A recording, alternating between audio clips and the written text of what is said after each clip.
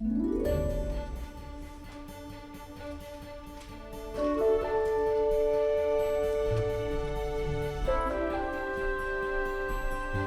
legend of Frank Donovan grows larger every day.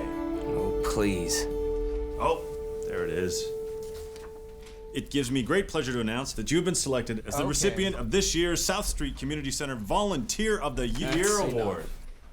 Seriously, congratulations, Frank. Thank you. Now, if you don't mind, I need to get out of here. I need to meet with Cassie down at South Street. Wow.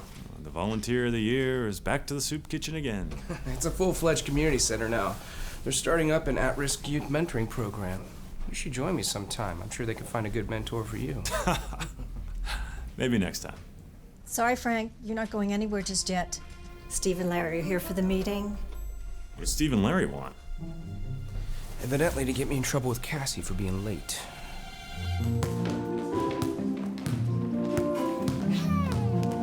on, guys, let's go! You don't want to be late! Who's coming to visit again? That's right! You don't want to miss it, do you? Miss Cassie, where's Mr. Frank? That's a good question, Shane. Hey, Frank, we're getting started here, so if you get this, just meet us in the cafeteria, okay? Talk to you soon. So what's so important it couldn't wait until tomorrow's board meeting? Jimmy Gillespie. What about him? We're worried that his overbilling on the government contract has gotten us into a bit of hot water. Accidental overbilling, but we're working very diligently to make sure that doesn't happen again. I'm very confident that we've got nothing to worry about. That remains to be seen. But to be honest, we're a little surprised that you haven't let him go. He's a good employee. He made a mistake, he learned from it. There's no reason for him to lose his job. We thought you might say something like that. Thing is, we need to show that we're serious about this. Exactly. Nip it in the bud before the government decides to make an example of us. The board's gonna demand someone take the fall. If you're not willing to fire Jimmy, we're gonna recommend that the board ask for your resignation. What? Hey, Ray,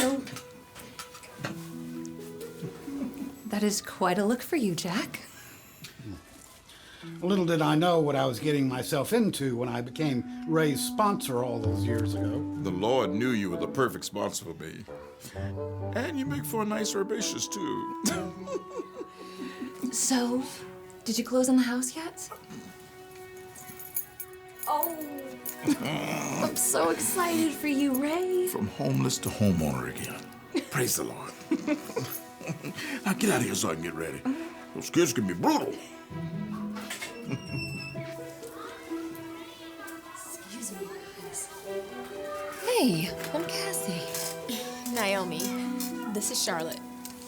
Have you guys been here before? First time. Charlotte's friend told her about it. You're gonna love it. Thank you. Miss Cassie, where's Mr. Frank?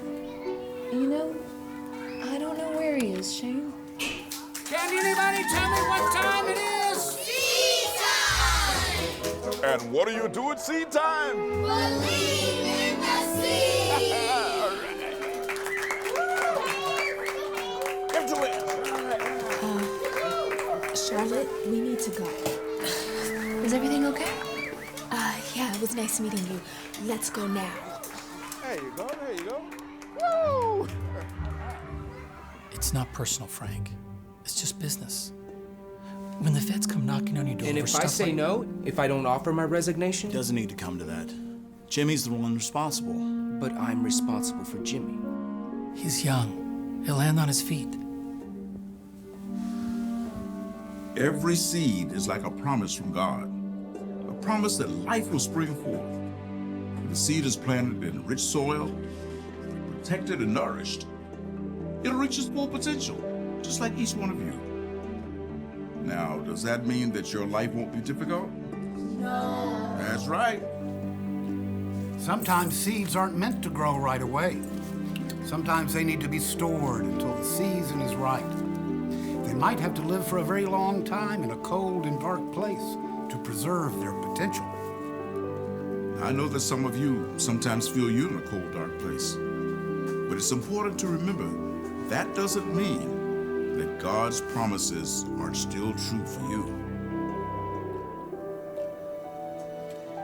In the Bible, it says that no matter how many promises God has made, the answer is yes in Christ. Did you know that the Bible contains almost 8,000 of God's promises? Sometimes we get to be the beautiful oak tree, with our majestic branches reaching for the sky. And sometimes we're like a seed stored in a cold, dark place. But God knows the perfect conditions that you need to grow. And when the time is right, His promise will be fulfilled in you.